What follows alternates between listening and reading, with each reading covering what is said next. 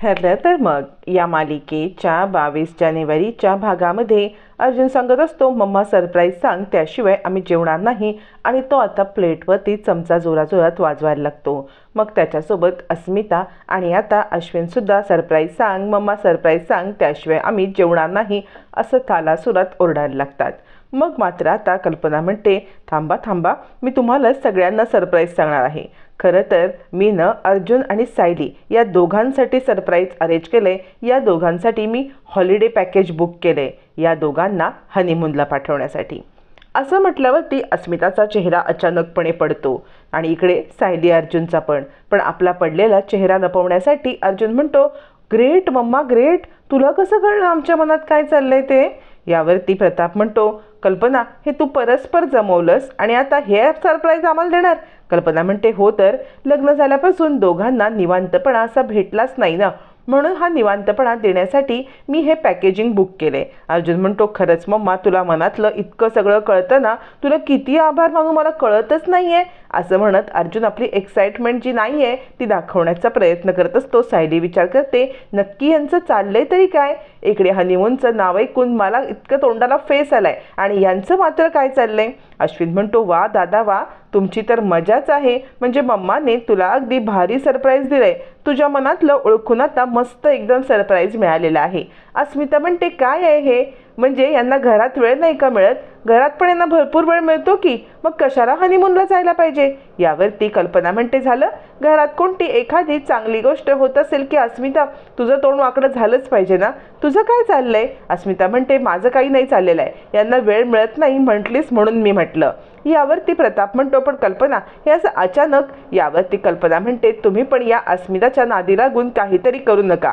त्यांचं नवीन नवीन लग्न झालंय, त्यांना बाहेर कुठे जाता नाही आलं, पहिल्यांदा त्यांना बाहेर आपण पाठवतोय, जाऊ दे ना. यावरती अश्विन म्हणतो, काय दादा, मग आता तिकडे तुला खूप धमाल येणार आहे. म्हणजे मम्माने तुझ्या मनातलं ओळखलं म्हणून खूप खुश झालेला दिसतोयस तू. असं म्हणत आता इकडे थट्टा मस्करी चालूच असते आणि आता अखेर Sayali Arjun holiday home book करून माथेरानला हनीमूनला जाणार हे फायनल होतं. आता ही बातमी प्रियापर्यंत पोहोचली नाही तर कसं चालेल. मग अस्मिता ताबडतोब आपल्या रूममध्ये येते, प्रियाला कॉल करते आणि म्हणते, तुला माहिती आहे का, सुभेदारांची सगळ्यात मोठी धमाकेदार न्यूज आहे. ती न्यूज तुला ऐकायची असेल तर मला येऊन भेट. मग लगेच प्रिया फोन कट करते आणि आता अण्णा सर मला जायला पाहिजे असं म्हणत ती तिकडून निघते. इकडे महिपती आणि साक्षी खूप चिडलेले असतात, एकमेकाकडे रागारागाने पाहत असतात. आता रूममध्ये आल्यावरती सायली खूप चिडते.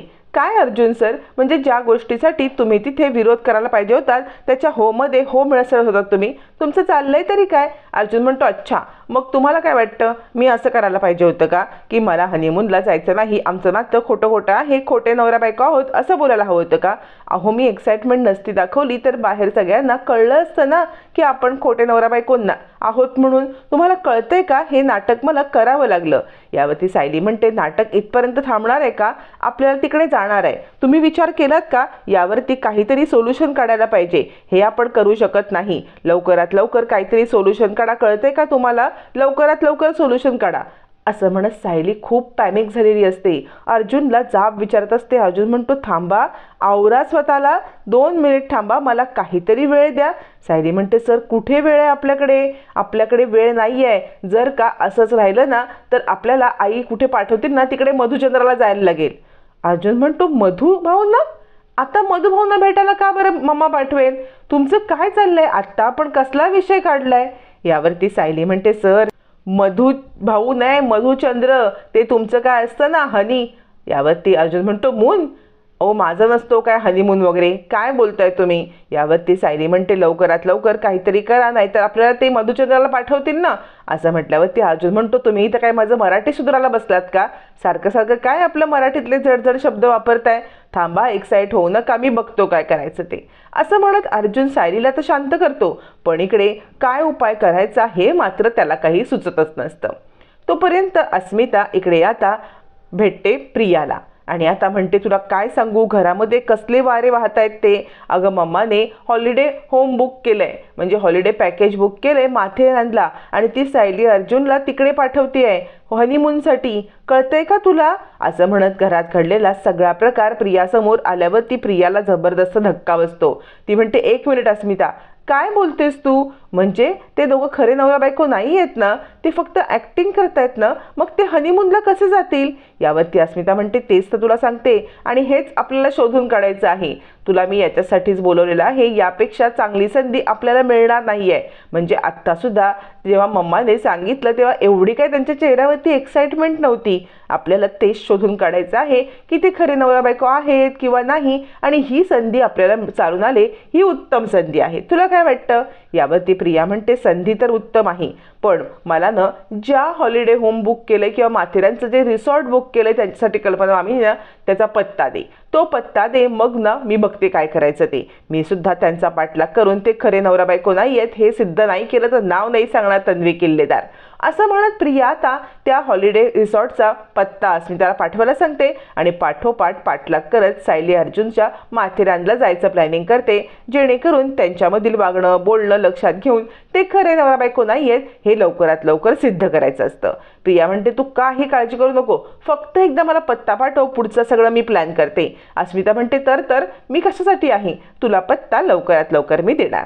असं म्हणत आता अस्मिता पत्ता काढण्यासाठी घरी येते. घरी आल्यावरती इकडे अर्जुनने सगळ्यांना खाली बोलवलेलं असतं आणि अर्जुनने सगळ्यांसाठी आईस्क्रीम पार्टी ठेवलेली असते.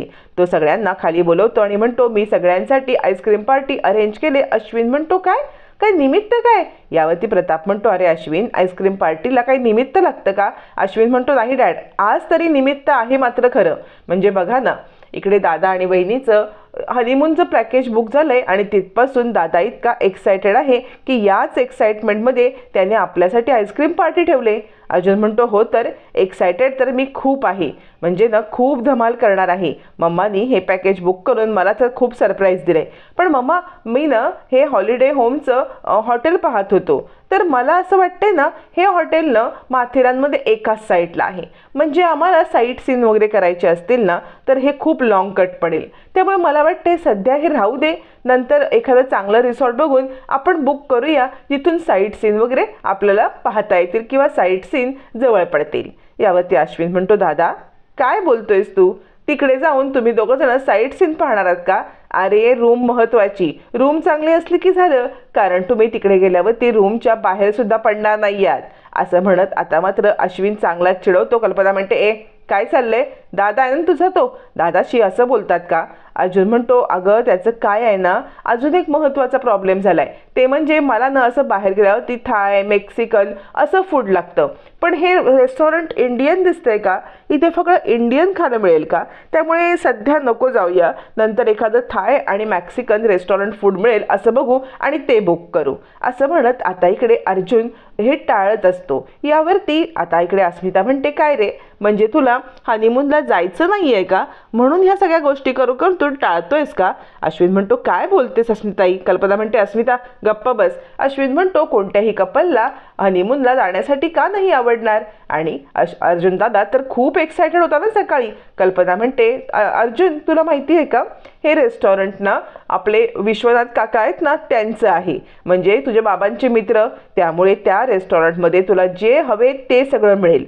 आता मात्र अधिकच पंचायत होते, एकतर हनीमून आणि ते पण जवळच्याच काकांच्या हॉटेलमध्ये. आता मात्र अर्जुन गडबडतो आणि म्हणतो विशू काकांचं रेस्टॉरंट आहे?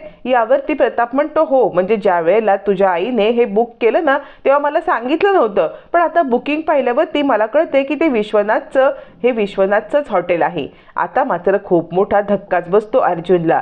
अस्मिता म्हणते चला तुम्ही दोघांनी तुमचं हनीमूनचं पॅकिंग करायला सुरुवात घ्या, कपडे वगैरे पॅक करायला लागा. तितक्यात तिथे चैतन्य येतो. अर्जुनला तर अगदी देवदूत आल्यासारखं वाटतं. तोपर्यंत कुठे रिसॉर्ट बुक केलंय तो पॅकेजिंगचा कागद अस्मिता काढून घेते आणि त्याचा फोटो काढून आता प्रियाला पाठवते सुद्धा. चैतन्य आल्यावरती अर्जुन म्हणतो अरे चैतन्य का रे, महत्त्वाची मीटिंग तर रिमाइंड करायला आलास का? अरे तुला काय सांगू, ममाने ना हॉलिडे होम बुक केलंय, तू बोल ना, रिसॉर्ट बुक केलंय पण आपली मीटिंग आहे ना, कॅन्सल करायला लागेल ना हे सगळं. आता मात्र चैतन्य काहीच बोलत नसतो. अर्जुन म्हणतो काय चाललंय तुझं चैतन्य, लक्ष कुठे आहे, बोल की नक्की काय झालंय? असं म्हणत आता इकडे दोघं जण चैतन्यकडून सत्य काढून घेण्याचा प्रयत्न करत. असं सत्य कसलं की चैतन्याने हे सांगायचं की अर्जुन बिझी आहे, तो कुठे जाऊ शकत नाही. अर्जुन म्हणतो बोल ना चैतन्य, महत्त्वाची मीटिंग आहे ना ती मेहतांची, मला जाता नाही ना येणार. प्रताप म्हणतो, अरे चैतन्य काय झालं, बोल की. चैतन्य नुसता रागात त्याच्याकडे पाहत असतो. इकडे आड तिकडे विहीर असं अर्जुनला झालेलं असतं. प्रताप म्हणतो, चैतन्य बोल की.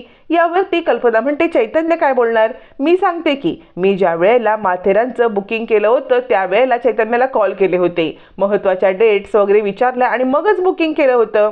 असं म्हटल्यावरती आता मात्र अर्जुन म्हणतो, अगं पण माझ्या मीटिंग असतात किंवा केस नसली तरी बाकी महत्त्वाची कामं असतात.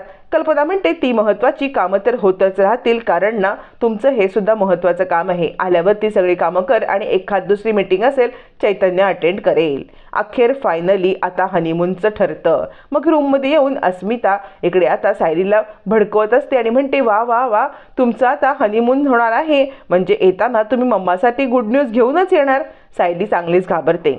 तोपर्यंत अर्जुनने खूप सारी शॉपिंग करून घरी येतो आणि म्हणतो, फिरायला चाललोय तर मी शॉपिंग केले, हे बघ बायको, असं म्हणत तो सायलीच्या जवळ येतो. सायली लांब पडते आणि आता सायली म्हणते, आता तुम्ही रिसॉर्ट बुकच केला आई, तर आपण तिकडे सगळ्यांनी जाऊया का, असं म्हणत सायली पळवाट काढत असते.